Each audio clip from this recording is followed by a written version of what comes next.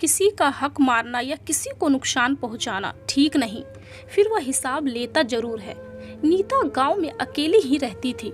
उनका ना बेटी थी, ना बेटा, ना भाई, ना बहन, ना माँ बाप, कोई नहीं।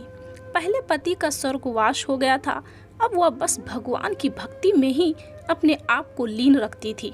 पेट भरने के लिए तो कुछ करना ही था। एक सेठ सेठानी के घर खाना बनाने का काम करने लगी। सेठानी महीने में उसको तनख्वाह दिया करती थी। नीता सोचती थी घर ले जाऊंगी तो चोरी हो जाएगी, और वह अपनी तनख्वाह सेठानी के पास ही जमा करती रही।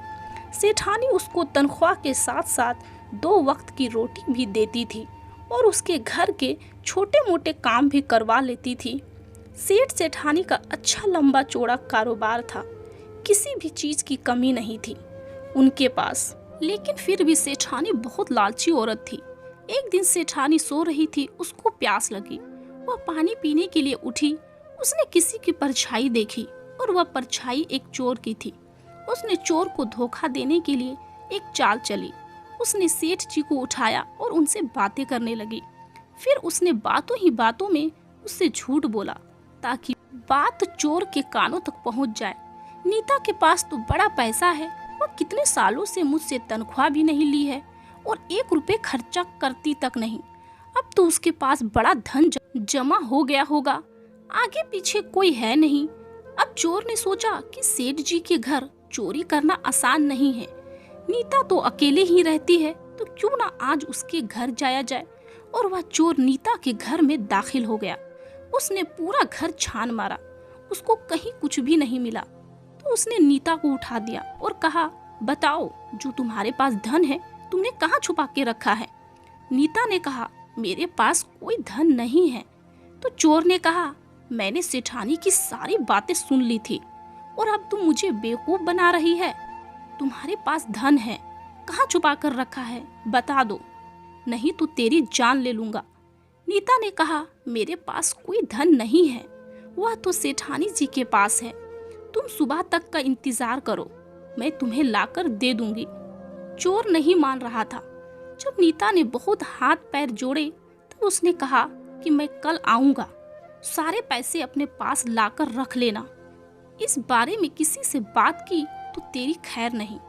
जाते जाते नीता को उसने जोर से धक्का मारा, हट जाने दे मुझे। और नीता की सिर दीवार से टकरा गया। चोट लगने की वजह से सर से बहुत खून निकल गया था और नीता की वही मौत हो गई। और सुबह यह खबर पूरे गांव में फैल गई।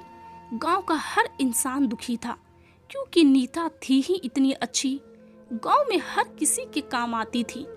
अब तो लालची सेठानी और भी ज्यादा खुश हो गई थी।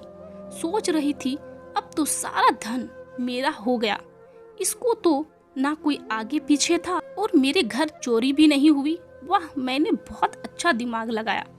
उसने सारा धन हड़प लिया।